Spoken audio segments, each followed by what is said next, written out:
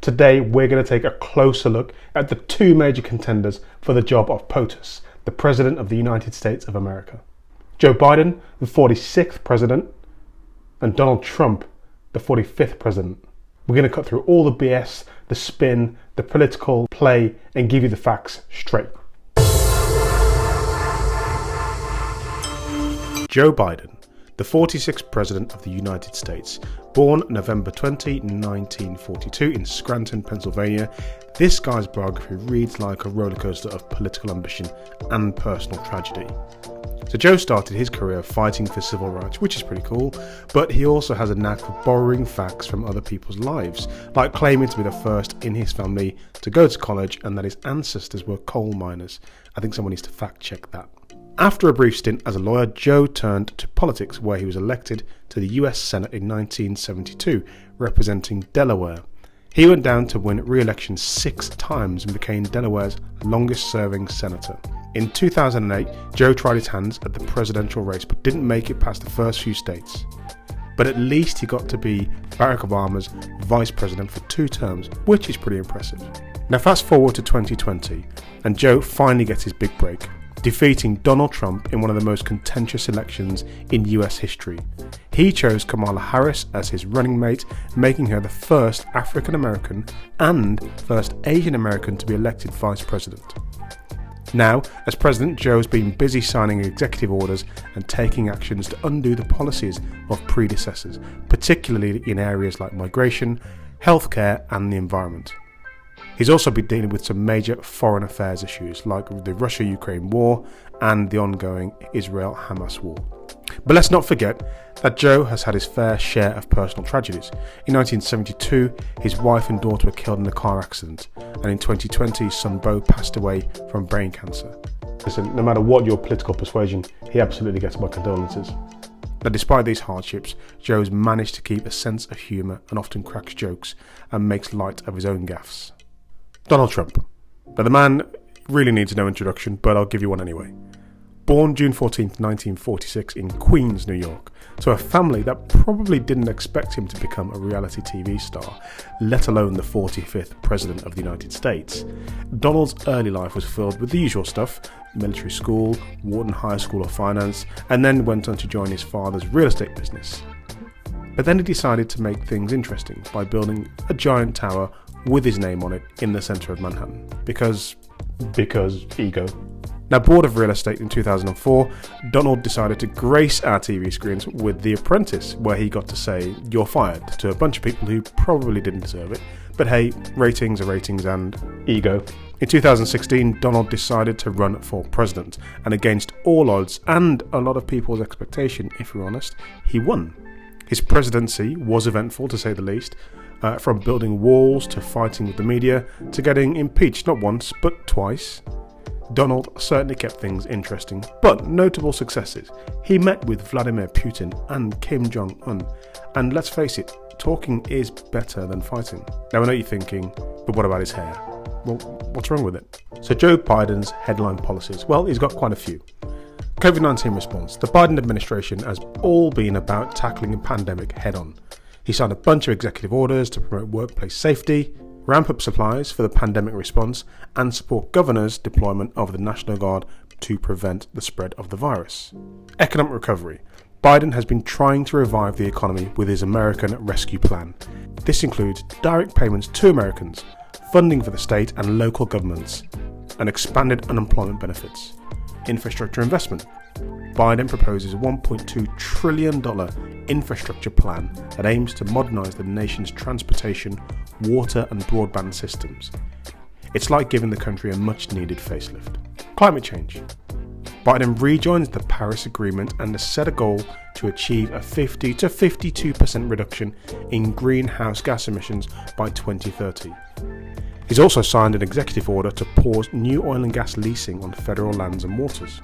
On immigration, Biden has taken steps to reverse some of Trump's immigration policies, ending the Remain in Mexico policy and creating a task force to reunite separated families. For criminal justice reform, Biden has signed executive orders to address systematic racism and promote police reform, including the creation of a policing commission and the use of body cameras.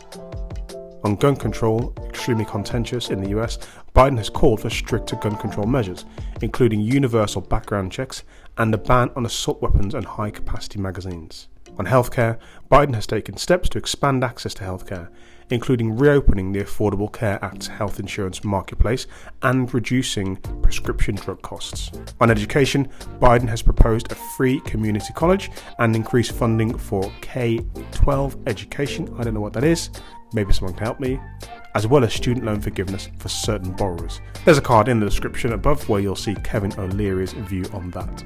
On foreign policy, Biden has taken a more multilateral approach to foreign policy, rejoining the World Health Organization and the Paris Agreement, and engaging with allies and adversaries alike. So there you have it, a brief and slightly humorous look at some of the president's headline policies. So Donald Trump's headline policies. Well, he's got a view on everything. So, America first. This policy is all about putting America's interests first in the global context, in global affairs. Just think of it like a giant USA, USA chant.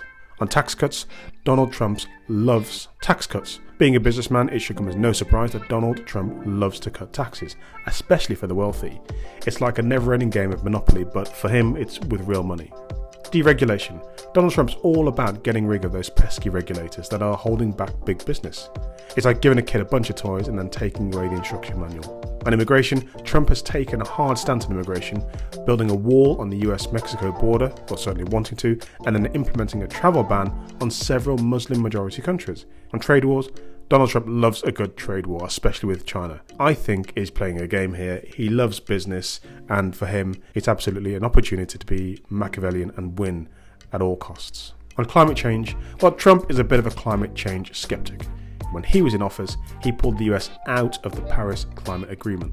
On healthcare, Trump has tried to repeal and replace the Affordable Care Act, also known as Obamacare. I don't know what his objective was here. I see Obamacare as a good thing. I don't know. Leave a comment below. What do you think? On foreign policy, Donald Trump has taken a more isolationist approach. He's withdrawn from international agreements, as we've just said, and he's focused on his America First program. So there you have it. He's got previous, you've seen him before, you know exactly what he's all about. So if you vote Donald Trump, more of the same. So what about the impact on the people of the United States? Inflation. Now some people on X seem to think that Biden's policies are causing inflation to skyrocket.